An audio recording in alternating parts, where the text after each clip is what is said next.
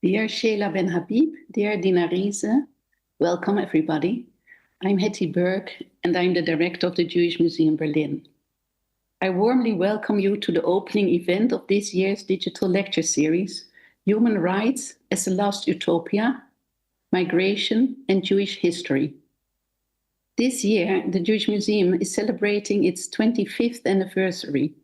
For 25 years, this institution has been a place for Jewish perspectives, for historical experience, and for addressing contemporary issues. For this year's series of online conversations, we chose a polarized topic, the topic of migration. Against the backdrop of Jewish history, 5 scholars will examine the development of international refugee protection from different perspectives. They will reflect on the history, present, and future of human rights as political promise that must be upheld. We aim to uncover historical achievements in migration law and refugee protection, achievements that are increasingly being called into question today. Can historical experiences and new perspectives in legal philosophy and political theory help overcome limited perspectives on migration policies? The Jewish Museum Berlin aims to provide a space where people can learn, ask questions, and gain understanding. We couldn't imagine a better partner to cooperate on this topic than the daily newspaper Die Tageszeitung Taz, our neighbors here in Berlin, Kreuzberg, and their streaming format Taz Talk. The journalist Dinah Riese will be hosting this digital series. She heads the Domestic Affairs Department at Taz. Prior to that, she served as the newspaper's editor for migration and integration. She has received multiple awards for her investigative reporting on the so-called ban on abortion advertising, Section 219A of the German Criminal Code. Her interview with survivors of the attack in Halle was nominated for the Reporter Award. We are very grateful that one of the most influential political philosophers, Seyla Benhabib, will open this series, shedding new light on a key document of human rights protection, the 1951 Geneva Refugee Convention. Dinah will introduce her in a timely manner. Before we begin, I would like to thank Anna Pohlmann for conceptualizing this series, and Julia Jürgens, Katja Vatke, and Peter Rohrmann for organizing this and the following events. I would like to express my heartfelt thanks to the Bertolt Leibinger Stiftung for supporting the digital lecture series. And finally, I would like to invite all of you to the Jewish Museum and join us for our anniversary program in Berlin and online. Dear Seyla Benhabib, dear Dinah Riese, I'm very much looking forward to your conversation.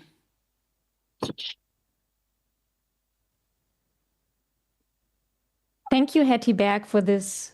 Thank you, Hetty Berg, for this warm introduction. And also from my side, a very warm welcome to you, Seyla Benhabib.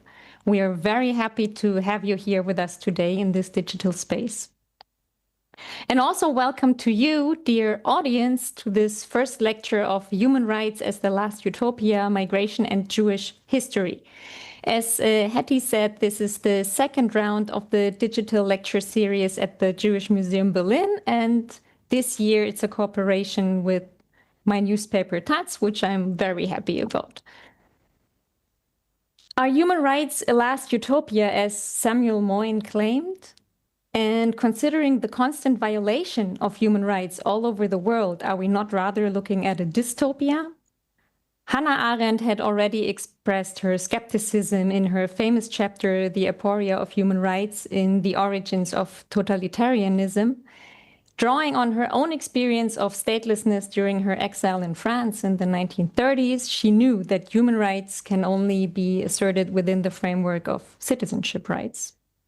René Cassin, a French Jewish lawyer who helped draft the 1948 Universal Declaration of Human Rights, also saw one of the greatest challenges in ensuring that the declaration applied to all those who exercise their freedom of movement.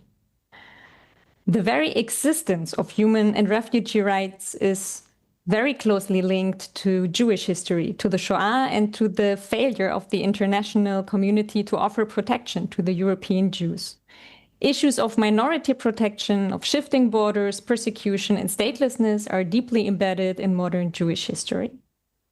We are very honored to start this lecture series with you, Seyla Benhabib, and a conversation about the 1951 Geneva Convention and the collapse of the international order. A few words about you. Professor Seyla Benhabib is one of the most influential political philosophers and theorists of the present. She is a senior research scholar and adjunct professor of law at Columbia Law School in New York. Until 2020, she held the Eugene Meyer Professorship of Political Science and Philosophy at Yale University and also taught at Harvard University and the New School for Social Research. In 2024, she was awarded the Adorno Prize, and in 2025, the Hannah Arendt Prize for Political Thought. We will start with a short input into your work about the Geneva Convention and then start the discussion. And we will also, dear audience, have time for your questions. So please, everyone at the screens, feel free to, throughout our whole conversation, write your questions and comments into the comment section below this video on YouTube. You need to be logged into your YouTube account to do so. If you don't have one or you don't want to, you can also send us your questions via email to tatstalk@tats.de. Seyla Benhabib, the stage is all yours. Thank you very much, and hello, Berlin from New York. Thank you, everyone, for organizing this, and the audience also for participating. I will try to introduce you in this brief lecture to some of the legal and political issues behind 1951 Convention on refugee rights. The convention now is in its 75th anniversary, and some difficulties have emerged with regards to the interpretation of what is meant by a convention refugee, what is meant by the category of credible fear, and other difficulties have arisen because 75 years later, from 1951, of course, the world has been fundamentally changed through globalization and the facility of crossing borders, transportation, and communication. We can say that in a global world, everything moves at the touch of a click of the button: money, capital, fashion, images, news, but only the human body cannot move at the click of a button, or at least not yet, but I don't think so. But so the human body becomes the symbol and the site upon which states exercise their control. And this is also one of the reasons why migration and refugee issues are still such hot button issues in our world. Let me begin with the observation that the refugee is an older conception than the citizen. All major world religions, Christianity, Judaism, Islam, and also Asian religions, recognize the category of the refugee. The term refugee comes to us from the French refugee, which was first applied to the Huguenots who fled to England in 1685 after Louis XIV revoked the Edict de Nantes that had given French Calvinists their freedom. So this is the historical origin of the term. Now let us turn to the 1951 Refugee Convention. The 1951 Refugee Convention is grounded in Article 14 of the Universal Declaration of Human Rights of 1948. Article 14 of the Universal Declaration of Human Rights says in its first paragraph, everyone has the right to seek and to enjoy asylum in other countries, to enjoy asylum from persecution. And the second article, paragraph in Article 14 specifies that this cannot be invoked in the case of prosecutions arising from non-political crimes. In other words, there are some legal limits on who can, in fact, seek asylum, and of course, principally war criminals cannot. Now, I want to share with you if I can, but of course, these things never work out very well. I want to share with you the first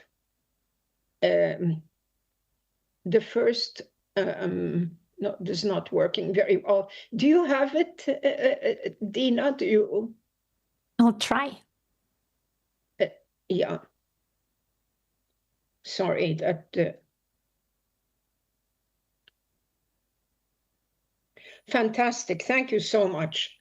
I just wanted to share this first article of the Refugee Convention because it's a technical definition, and I want to talk about some of its difficulties. The 1951 Convention defines the refugee as follows. A refugee is a person who, as a result of events occurring before January 1st, 1951, okay, note this, and owing to well-founded fear of being persecuted for reasons of race, religion, nationality, membership of a particular social group, or political opinion, is outside the country of his nationality. Okay, so let me remark first on the date of January 1st, 1951. The Refugee Convention originally was temporally and geographically limited to the European space. With the 1967 protocol, the temporal and geographic restrictions were eliminated and, quote unquote, the convention was globalized, but it really wasn't. There are large swaths of the world where countries are not signatory to the 51 convention, and this is an issue. Now, I'm going to go in the rest of the lecture in a minute to go ahead and comment on these categories: race, religion, nationality, membership of a particular social group or political opinion, because as we will see, there's a lot of controversy now in the social and historical sciences about how these categories are to be defined, but there is also controversy as to whether restricting the convention definition of a refugee to these categories does not block out economic refugees and climate refugees, which are, I know, very contested political issues. The convention has been ratified by 149 state parties. We can close this now, if you want. But as you can see, 149 state parties is not equivalent to the number of states represented in the United Nations and also observer states like Palestine, let's say. In the Middle East, Iraq, Lebanon, and Jordan are not signatories to the convention. Israel, Egypt, and Iran are signatories. Now, in South and Southeast Asia, two very important countries, India and Pakistan, are non-signatories. And in fact, because the India-Pakistan war was taking place in 1948, and that there were no provisions for it in 1951 convention, a lot of global refugee scholars from the South have now been critical of the 51 Convention for being, quote unquote, very Eurocentric. And indeed, if you look in Africa, there are also many other countries that are not signatories, but as I'll get to in a minute, Africa has its own refugee convention. Now, there are some aspects of the convention that are unique from a legal point of view as a human rights agreement or a human rights convention. There is not a single authoritative entity to resolve questions of interpretation or disputes of interpretation. There is no international refugee court, there is no tribunal, there is no authority. The human rights conventions in the United Nations have a human rights commission, which issues opinions on controversial questions. The United Nations High Commissioner for Refugees supervises application and provisions of the convention, but it cannot mandate it, and it cannot give an authoritative interpretation of it. So in that sense, the Refugee Convention is actually a weaker human rights convention than, let's say, the International Convention on Civil and Political Rights or Economic and Social rights. One other difficulty about the Refugee Convention is that the convention defines as a refugee a person who crosses international state borders. If you cross border or if you move within your own country, you are referred to as an internally displaced person, but not as a refugee. So let me give you some numbers, and these are numbers from 2025. In 2025, there were 117 million, quote unquote, displaced people worldwide. Of these, only 1/3, 42.5 million, were refugees who had crossed international borders, but 68 million were internally displaced. And because of civil wars, continuing civil wars, and unrest in Afghanistan, Syria, Sudan, Haiti, Congo, Ukraine, etc., we have more internally displaced persons now increasingly than those who are crossing borders. And of course, there is the category of the Palestinian refugees under UNRWA, United Nations Refugee Works Relief Agency, which has now been declared at least illegal by Israel itself. Another difficult distinction in the Refugee Convention is between statelessness and the status of a refugee. Refugees are not necessarily stateless. They can be, but they may not be. So that's why there is an added international convention on the reduction of statelessness. And in fact, there are about 2 different conventions. Who are the host countries? In political discussion, it often is presented as if countries of the North and the West are carrying the burden of the world's refugees. Now, this is wrong. And it's very important to keep this in mind, because most of the refugee hosting countries are countries like Colombia in Latin America, Iran, Turkey, Uganda. Only Germany within the European context comes close in numbers to the number of refugees hosted in these countries. Because refugees in general tend to migrate, tend to move to neighboring countries. So countries adjacent geographically to those where civil wars are occurring are always host countries. An important point. Now, since we're talking about this within the European context, we're in Berlin, one can distinguish between different refugee regimes.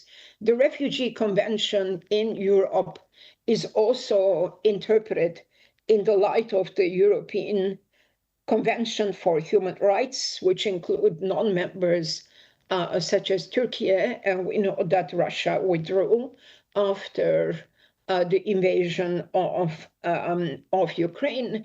And there are some very well-known cases in European case law, such as Hirsi Cema and others versus Italy, and DNT versus Spain. But I'm not going to go into these difficulties. But one of the continuing problems in the implementation of the convention is that the convention gives an individualistic definition of the refugee.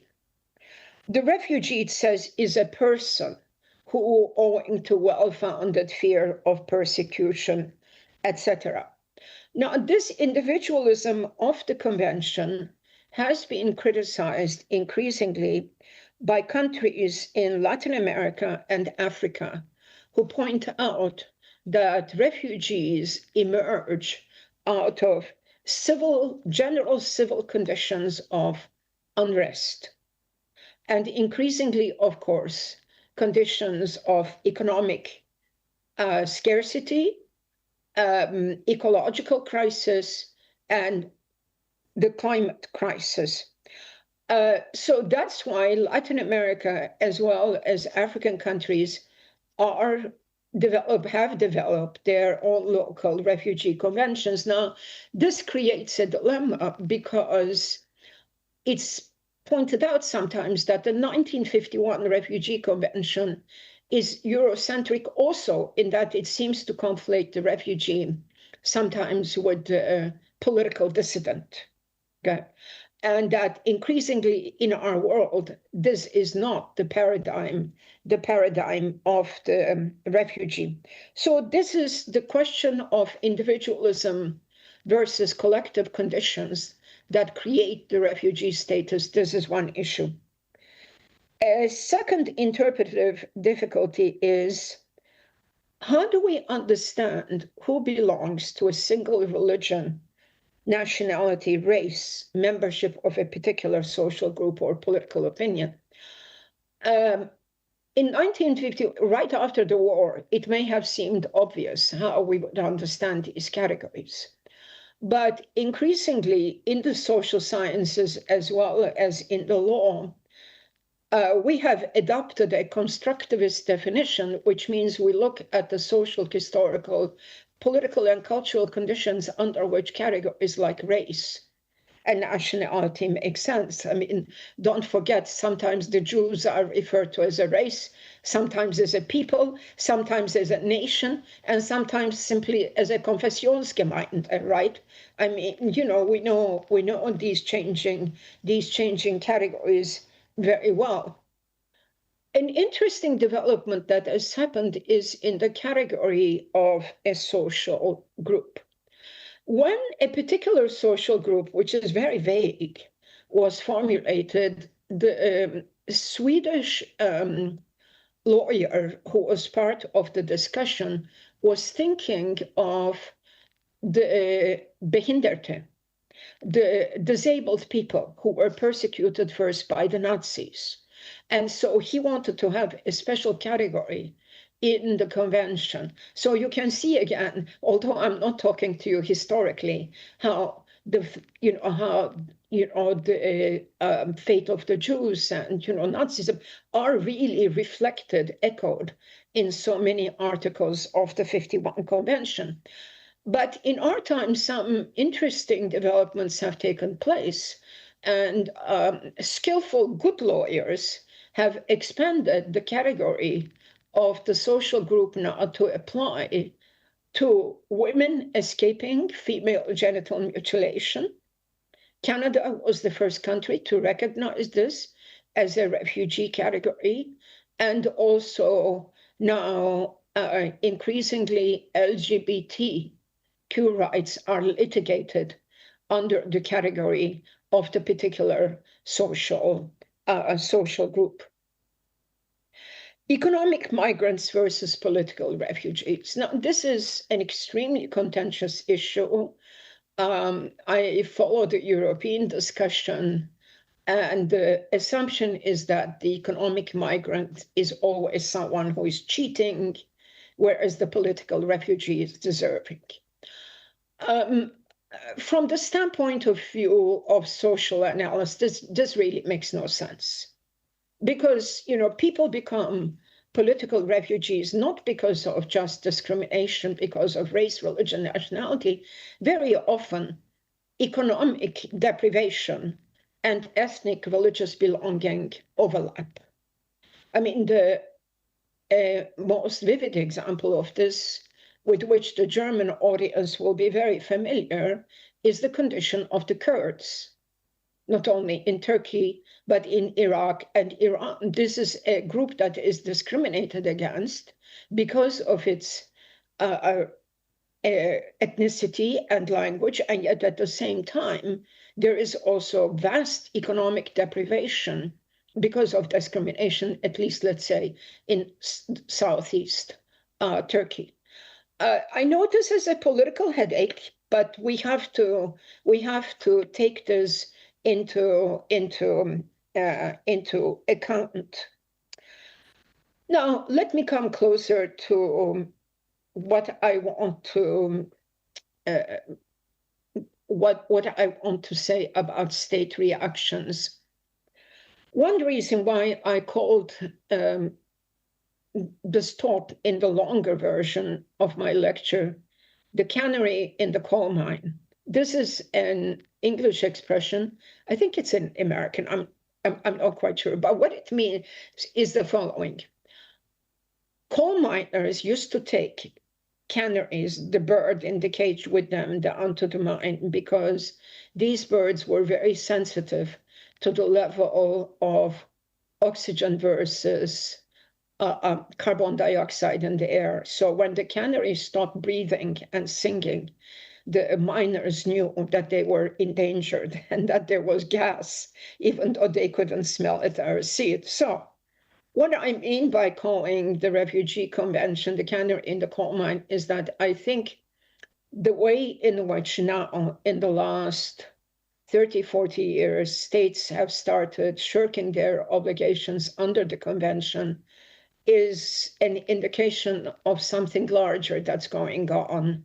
And that something larger has been described by the Canadian Prime Minister as a rupture from the World War II order of multilateral human rights conventions and obligations. So that's what I mean by the lecture.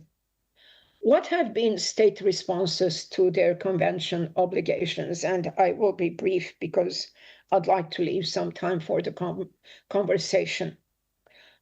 First, obviously, states have built walls. And they have built walls in all possible places, in all possible spaces. And some of you may be familiar with the extraordinary wall built between Africa and the European Union in Melilla, Spain. Three walls, one after another. Incredible situation. But what has also happened is that as a result of new technological developments, such as biometric identification methods, ankle bracelets, etc., as Ayelet Shahar puts it very well in her book, The Shifting Border, the state's eye now is always on the refugee and can follow the refugee. Okay, so even when the refugee may be admitted into the country, there is something that is following her. But not only walls and new techniques, there is also a more extraordinary development that Australia had resorted to, which is when a state declares that a certain piece of land or territory is excised.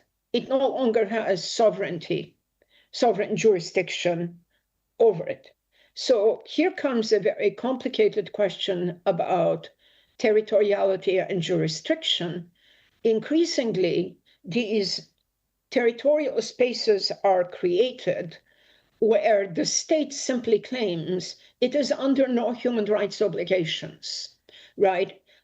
Camps, Libyan camps, the EU washes its hands clear. Ugandan camps, the UK washes its hands clear. Why?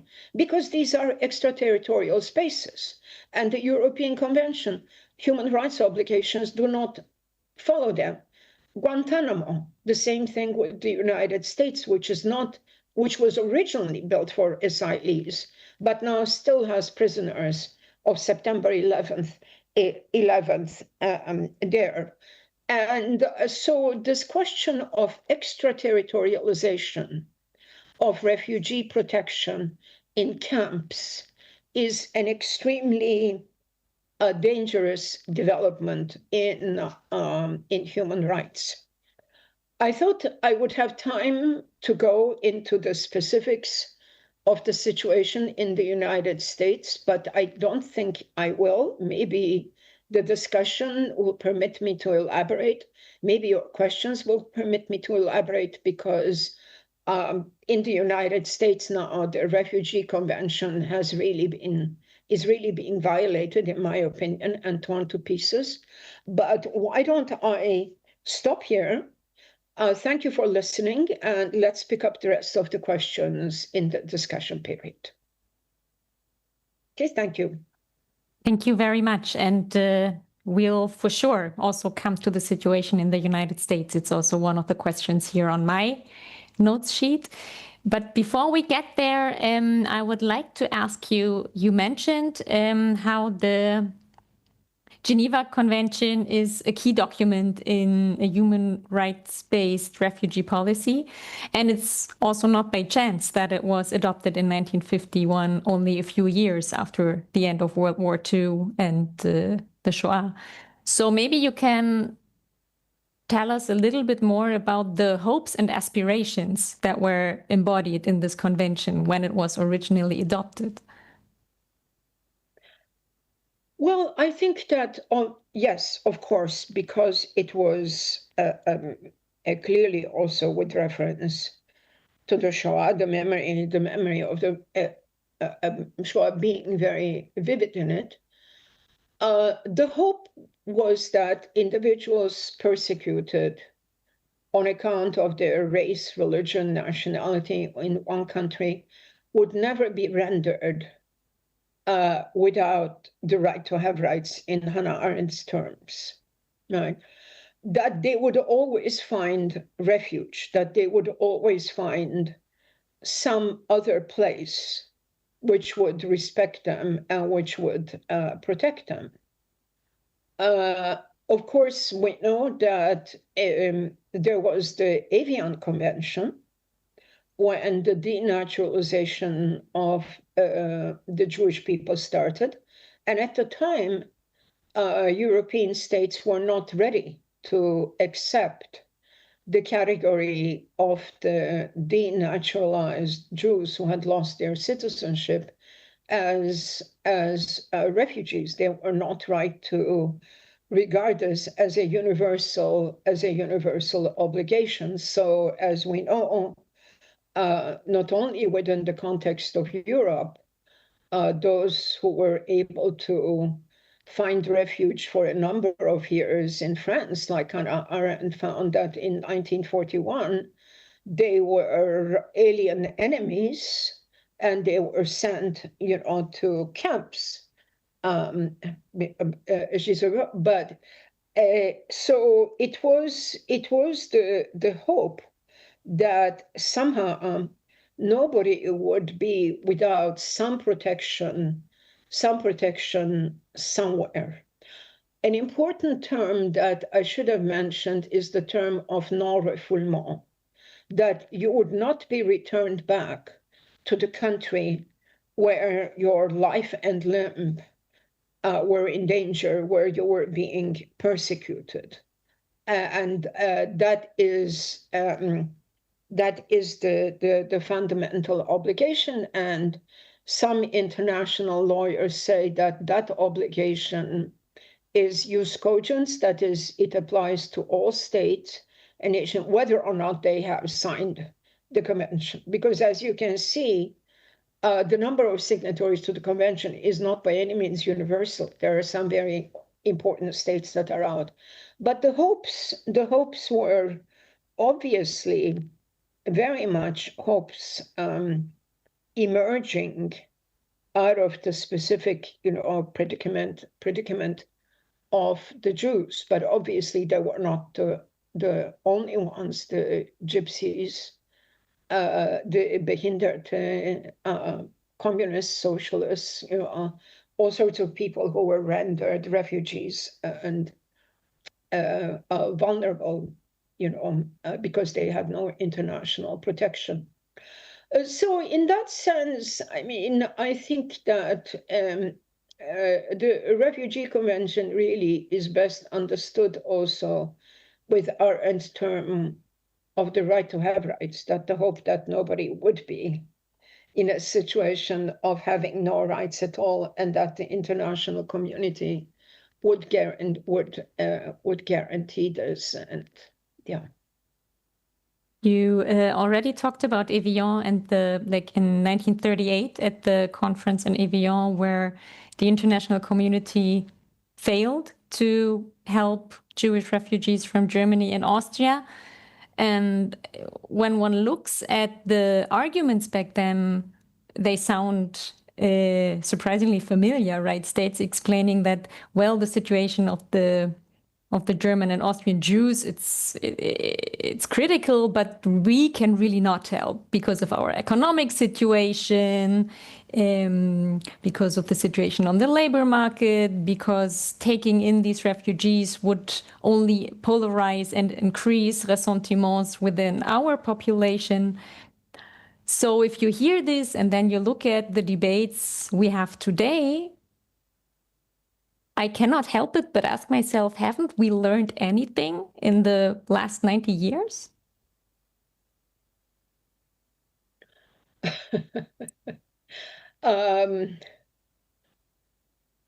Yes and no. In the sense that the realpolitik, and that's what I'm going to call these objections, the realpolitik is there, and it increases in times of crisis, of course. And yes, it's an argument that one always hears, but what's the yes part? I think the no part is obvious. The yes part is that I think there is actually a great deal of civil society activism around this issue. There really is. I mean, I think the consciousness about the refugee question is broad. Not ordinary citizens may not know at the level of detail that I, as a scholar, and you, as a journalist working on these issues, know about the 51 Convention. But there is general awareness that there is an obligation, and that this isn't just an issue of political football. And although within the European context it remains extremely contentious, I have not heard the argument that refugees have no rights. The argument that I have heard is that we alone cannot meet our obligations. And so this is the difference. I mean, even Arendt herself in 1951, when she wrote The Origins of Totalitarianism, did not argue with the categories of the Refugee Convention. This came a little later, about a year or so later, when she said, es gibt nur ein einziges Menschenrecht. That's why I also, if I can say so, I also believe that we should not be seduced by the language, the critical language of the Last Utopia. Because this understanding is a fundamental normative pillar of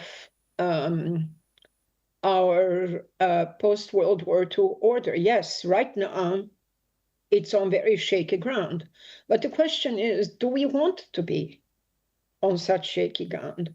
Do we want a world where there is no refugee rights, where states can define and can decide and so on? They do a lot of things anyway. For me, the answer is clearly no. And I think that a lot of people, particularly in the younger generation, I think would find it very difficult to just simply accept with a world without fundamental human rights protections. I don't think I'm just being an optimist. I really do think that there are changes in consciousness. And look, this is going to sound very romantic, but why not? You know, there's so much cynicism in politics that some romance isn't bad. It was amazing what happened in Minnesota, the United States, when neighbors, started protecting their refugee or migrant neighbors against very heavily armed immigration agents who were not afraid of exercising violence, and in fact who killed 2 American citizens.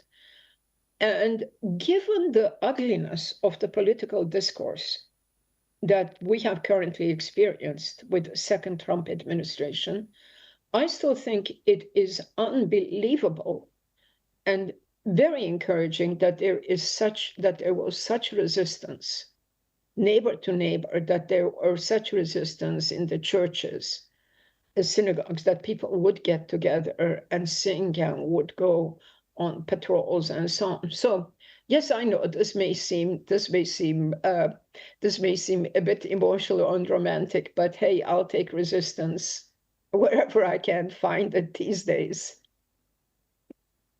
That is very relieving. Still, I, as the one who's asking the questions here, will have to take the role of the cynical side or the pessimist side. You just mentioned the situation in the US, where we've seen for weeks, right, these videos and pictures of heavily armed ICE agents raiding apartments, streets, stores, offices, deporting people without their passports to a place that they never lived in, and so on. We see something similar at the Belarusian-Polish border. People like lost somewhere in no man's land. We see thousands and thousands of deaths every year in the Mediterranean Sea, all while human rights conventions are in place. So if it is about the right to have rights, but then these rights exist on paper, but not in your real life, are you at all, as a refugee, a person with rights? Yes. Yes. There is always a disjunction between normativity and power. Normative claims require enactment. They require, the capacity to set them into action. But when they don't exist at all, what you have is the power of the strongest. If they don't exist, then we are back to what we could say, Thrasymachus the sophist: the strong do what they will, and the weak suffer what they must. This is an obvious lesson of human history. I mean, we're right to sometimes criticize the that seems to exist, that seems to be endemically attached to these normative claims. But what we are saying then is not that they are wrong. Sometimes we may have that argument, right? Sometimes we may say this right is falsely formulated. Why should states accept this? I mean, there are such arguments, but that's not the argument we are having. The argument that we are usually having in public discourse is precisely these are only valid auf dem Papier, right? And they are not worth the paper they're written on. Wrong. Because there are institutions, agencies, procedures that will resist this. Look, ICE would have done much worse had there not been resistance in Los Angeles, had there not been resistance in Illinois. And now we are dealing a little bit with the situation in New York. What is the danger here? Frankly, within the US context, not so much in the European context, the danger is civil war. I know this may sound exaggerated, but ICE agents can be opposed by the civil guard under the authority of the governors, because we have a federal system, okay? So it could have been that, as in Minnesota, as in Los Angeles, there could have been an opposition among these groups. So I think that there was both the opposition of the citizens, and the 2 deaths in Minnesota really pushed the government back, but there was also the fear. How far did one want to go? Nevertheless, the courts, let us not forget the courts. Because of the nature of the American system, and not all courts are packed. They are not all Donald Trump's courts. It is basically right now the federal courts and other courts that are fighting for the rights of refugees. And that is why they can't even just be simply deported en masse. What's happening is that they are not permitted to enter. But after that deportation to Colombia, it's there is such light on it, there is such juridical claims about it, that it is really quasi-stopped. It's not enough. I know it's not enough, but you have to use all these institutions and agencies, and you can't you can't give up the resistance that they offer. We look at Germany, which also about a year ago started to stop refugees at the German borders and not let them enter, even when they declare that they want to apply for asylum, which by law they must be able to do. There were already court decisions saying that that it was illegal to not let them enter and have their application for asylum at least be checked. And our Minister of Interior says, yeah, but this is just like an individual decision, and it's not a general decision. So they keep doing what they're doing at the border, despite experts calling it illegal, some courts having it called illegal already.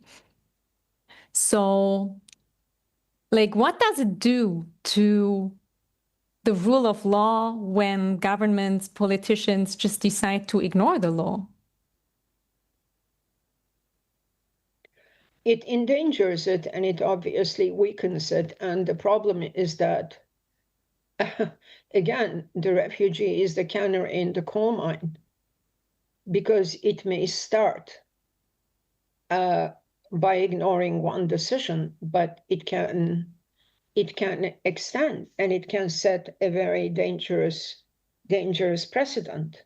I think that's obvious, but I think the question is maybe why has it been possible in today's political culture to mobilize so much ressentiment against the refugee and the migrant?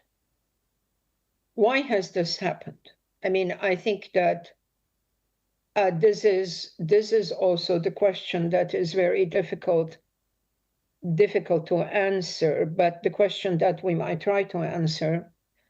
One obvious answer is feeling of economic insecurity and the assumption that the foreigner, the stranger, or as George Simmel used to call it, der Fremde, is the one who gets your jobs, okay? And, governments feed on this. Right-wing governments feed on this, right? I mean, the current government in Germany and, Mr. Merz's party is not as bad as Rassemblement National in France or the Reform Party in the UK, obviously, right? There are variations, but there is this cultivation of finger pointing precisely because governments themselves are incapable of carrying out the necessary reforms under conditions of neoliberal global capitalism. Let's just be honest about it, okay? It's not going to change the British economy if the Reform Party comes to power and if they block migration. Nor is it going to change productivity levels, whatever, in the German economy if they don't admit people from Afghanistan, or Africa or so. I think there is some level of dishonesty on the part of governments because they cannot do what they have to do. And this is why I know you asked me about the rule of law, but what I'm answering is the question about the broader political climate within which it becomes possible for the government or the president to ignore the rule of law because they have some popular support behind it. Yeah? People are divided, but the most common denominator, the easiest way in which to gain popular support against the refugee is the economic question. Even if there is very little evidence that the economic crisis of existing countries has anything to do with the admission of refugees. I mean, particularly in Europe, you have a regulated job market, and nobody can go in and get a job even before 6 months to a year. The United States has an unregulated job market, so there is a lot of, Schwarzarbeit, right? But these are two very different things. So it's not that Trump also ignores, the decisions of the courts. It is a dangerous precedent. Yeah. Yeah, it's interesting. Like since this government led by Friedrich Merz and the conservative took power, like numbers of refugees applying for asylum in Germany did drop very much, partly because of border controls, mostly because of international events and situations, like people from Syria are not trying to come to Germany anymore, for example. And still, the votes for the far-right AfD have not gone down. On the contrary, like we're looking at regional elections where they might even gain the absolute majority. So it's interesting how still conservative politicians claim that maybe we need to leave human rights treaties like the Geneva Convention and so on, because they're limiting us, and this will only like support the rise of the far right. When thinking back of where they came from, they were also the like the result or the learning from such politics. And when I look at the government we had before this one, like a center leftist coalition, under the pressure from the right, even these parties started explaining or using this explanation of, we just need to get migration under control and then everything else in this country will be fine, which, as you just explained, is a very naive idea. Or I don't know if it's naive, but like it's not working. I read that you wrote, no liberal society can remain true to its values if it does not respect and uphold the rights and needs of strangers who come to its borders. So what does it do to us, like to the citizens of a place that, looking at Europe, for example, by now has the nickname of the Fortress Europe, like doing everything in order to just keep people out? Does it, like, what does it do to us? It does a lot of things, none of them necessarily very good. It creates a false sense of security by displacing the source of the problem onto the refugee and the migrant. But it also creates a kind of how shall I put this? Maybe let me begin this way. There is a great deal of anxiety about certain life forms passing away or dying. I mean, Ivan Krastev, a very talented political commentator, calls this extinction fear. And it's not just the fear of the extinction of animal species, but also the fear of the extinction of European way of life. Because when you look at what mobilizes people in particular, it is the economic argument and it's the cultural argument. Okay? I say some things about the economic argument. The cultural argument is that our way of life is under threat. We will disappear. This was what Orban was telling for the many years. You know, Hungary is a small country. We can't accept all these refugees. We will disappear. Or, you know, the case with the UK, that was the imperial country par excellence, where this, you know, it went all over the world, the global country par excellence, now blocking itself from Muslim migrants and so on. These cultural fears are also very easily mobilized. Now, what it does to the culture at home is, I think, it rigidifies it. It deadens it. Because, I mean, I've written my cultural philosophy, and I've written this in books. I consider cultures promiscuous. They're always learning from each other. They're always imitating each other. They're always mixing. And I think that most cultural creativity comes from this. So I think what happens then is a cultural impoverishment with the closing out of, but it's also a kind of a delusional sense of security that only if the borders were closed, what will happen? Right? I mean, it's just like you could see this also in the arguments about remigration, right? In Germany, you know, some Syrians will want to go home, but some have created lives where they are. So why should they have to? Yeah.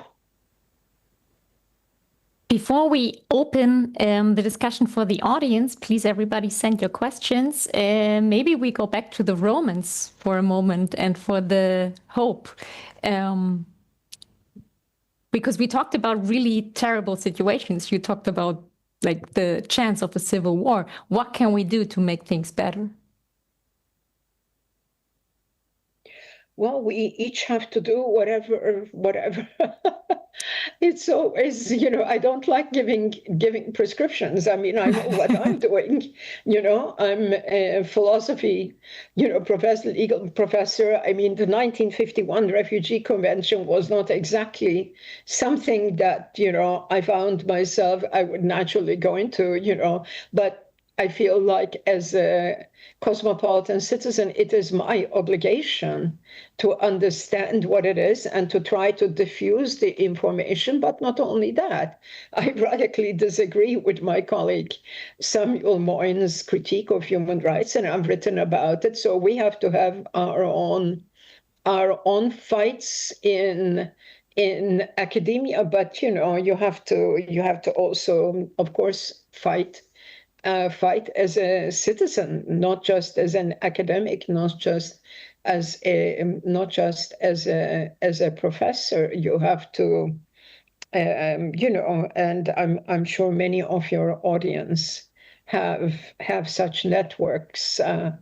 Berlin is a very political city, in many ways. So I know that.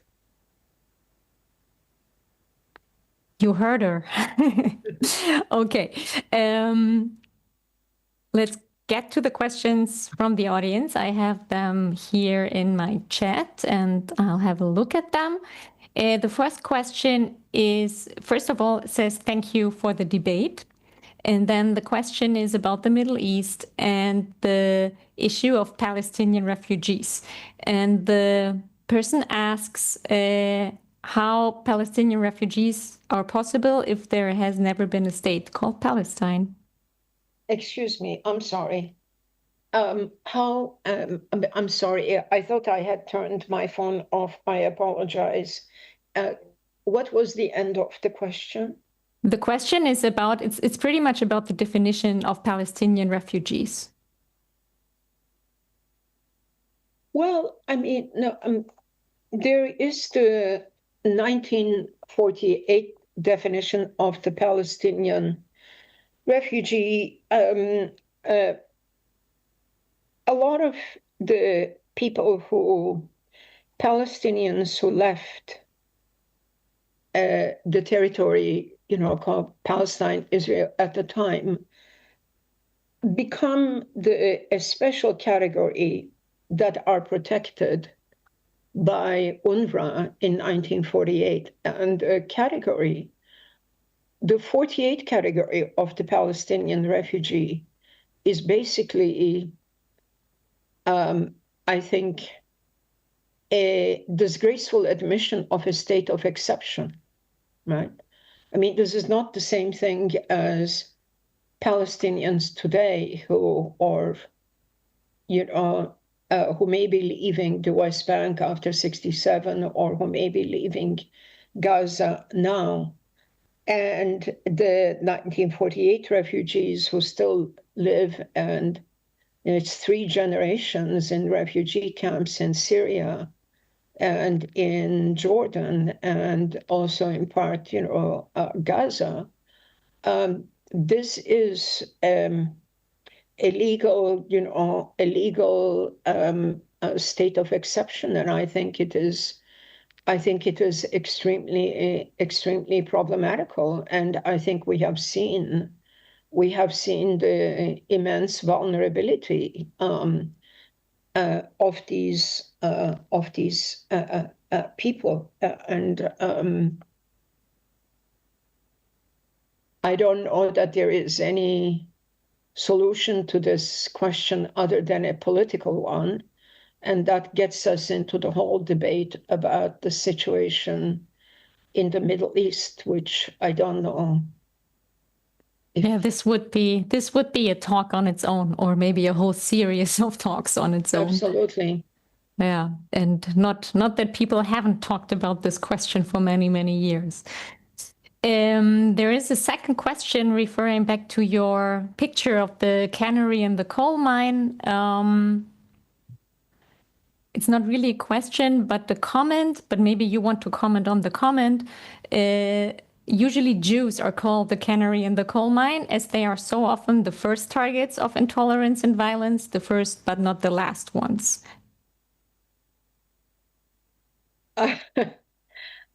I actually had not heard this term applied to Jews. It's an interesting observation. I will take it under advisement. I don't know what to really say about the comment. It was not the sense in which I had used it, and yeah. I don't see any more questions from the audience, which gives me the chance to ask one more question here, because you said a little bit now, but not so much about the extraterritorialization of refugees or of territories. And almost to the day, on the 26th of May in 1993, Germany, the German the German parliament adopted the change of German basic law, saying that whoever entered Germany through a safe third country, which Germany is surrounded of in the European Union, may not seek asylum here. And that caused a chain reaction, one country after the other doing the same, which led to what we today call the Fortress Europe. And in the next few weeks, in June, the European Union member states will implement the new common European asylum system, which will do that even further, right? Trying to keep people out of Europe and handle their asylum applications outside of the country in extraterritorial spaces under conditions that are similar to imprisonment.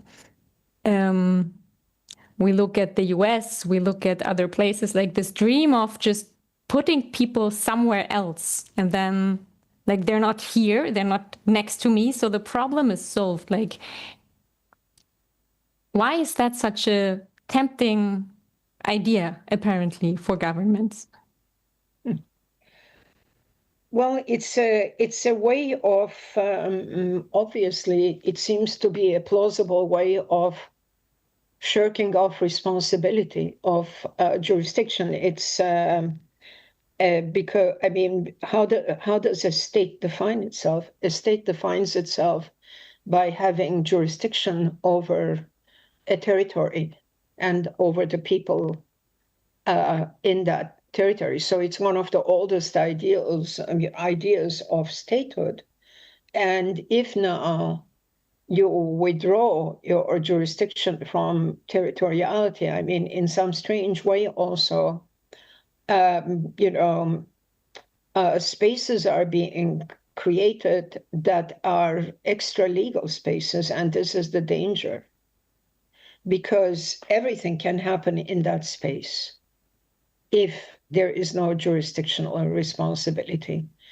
So it is tempting because it seems to give less headaches, but it is at the same time awful because, look, I think if the history of 2 world wars, and not just Jewish history, but 2 world wars, as it teaches us, is that when these spaces are created, they are never just for the people they are intended for.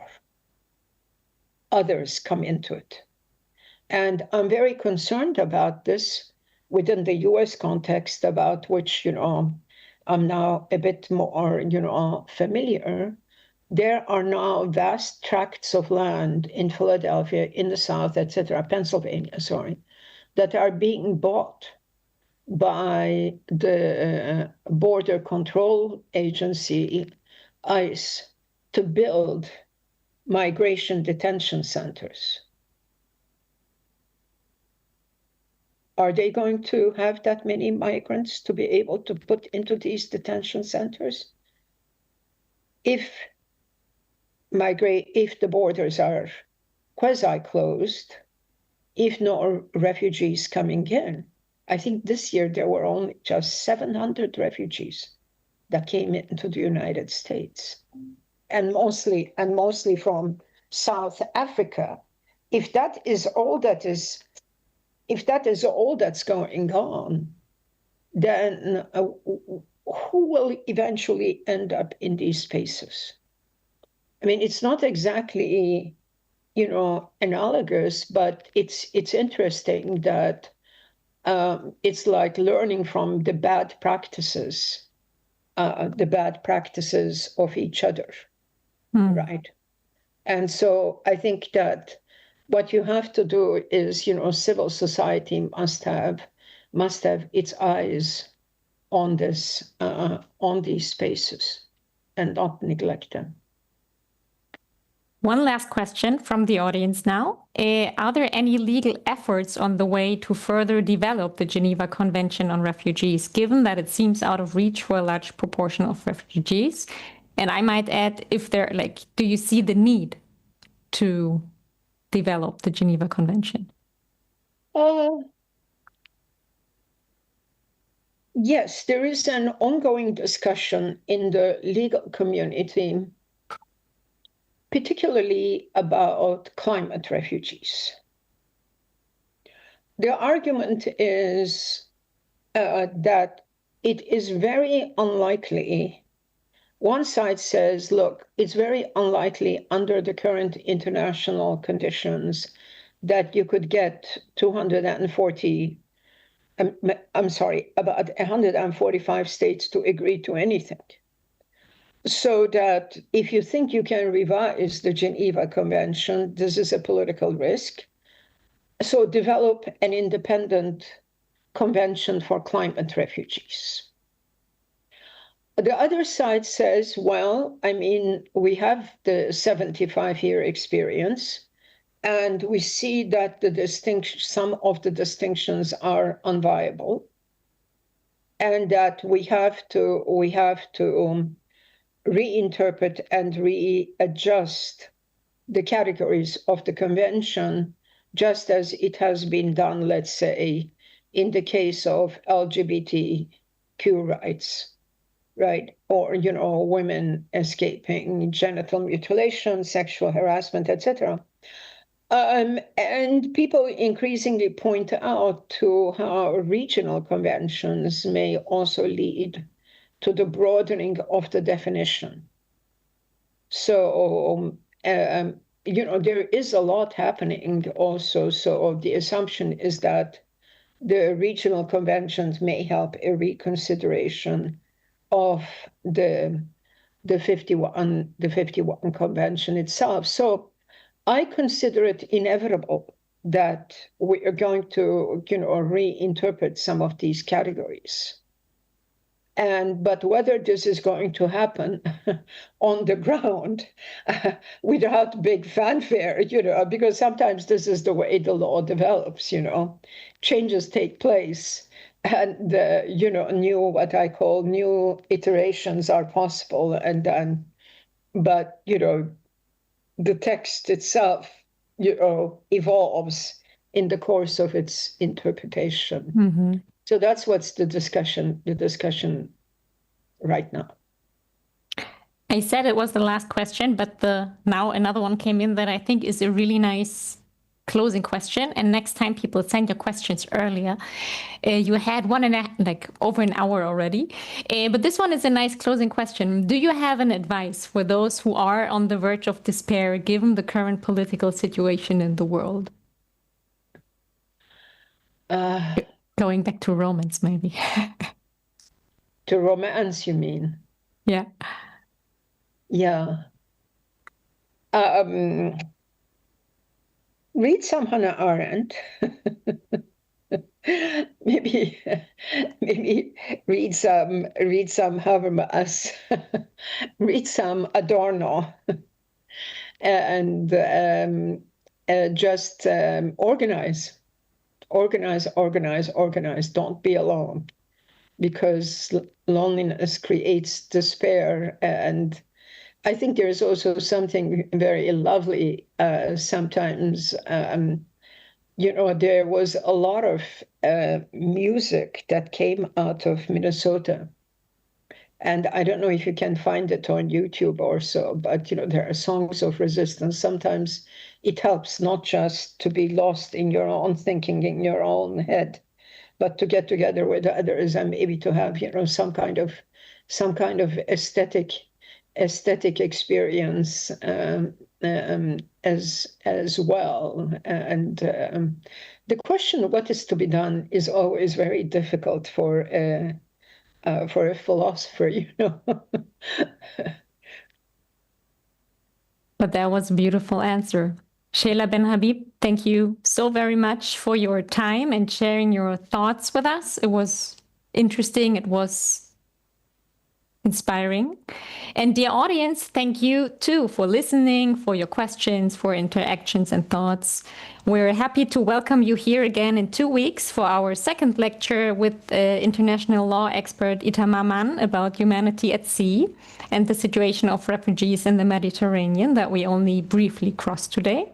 And we will have 3 more lectures in the upcoming month. And I'm very much looking forward to talking to Ayele Chacha, Maximilian Pichel, and Miriam Rürup about shifting borders, migration control, and statelessness. You'll find all the information about these talks on the website of the Jewish Museum Berlin. And also to stay tuned, please subscribe to the Jewish Museum's newsletter, in which you will also find everything you need to know about the museum's anniversary program that Hetty Berg mentioned in the beginning. Before we close, I would like to thank again Anna Pollmann, Julia Jürgens, Katja Watke, and Peter Rohrmann for making this event and the series possible, for organizing, for inviting, for planning, and for taking care of all the technical issues so that we could have this digital conversation here today and will have in the future. Thank you very much, and have a wonderful evening or afternoon if you're in New York. Thank you. Bye-bye. Bye. Thanks a lot. Thanks a lot.